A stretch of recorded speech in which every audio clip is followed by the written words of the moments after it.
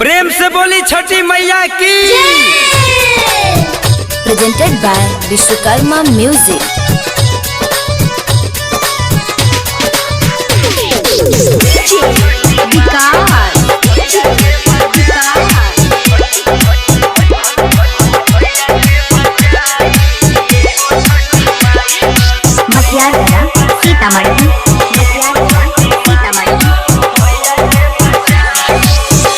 छठी माई गोलू भैया के बचाई,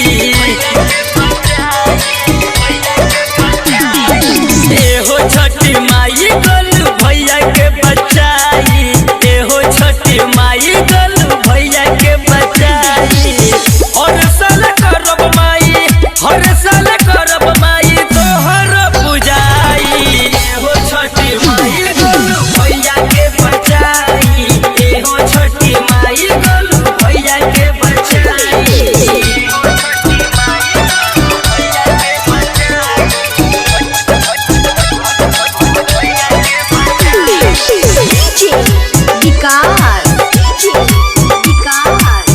recording by A to Z Dhaka. Sitamarhi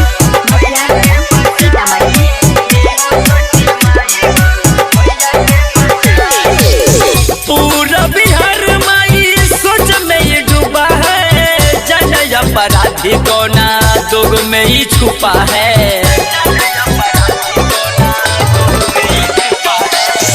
पूरा बिहार माई सोच में ये डूबा है, जन अपराधी कोना दुग में ही छुपा है।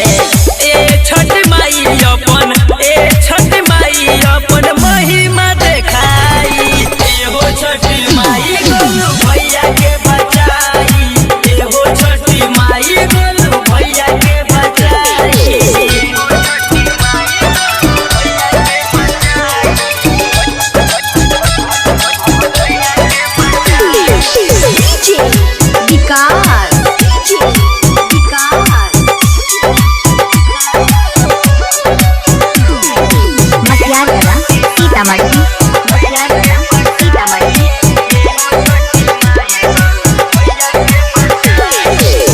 पपिया बुदैया के आइल माया, हे छठी मैया अपन देखाइया बताया।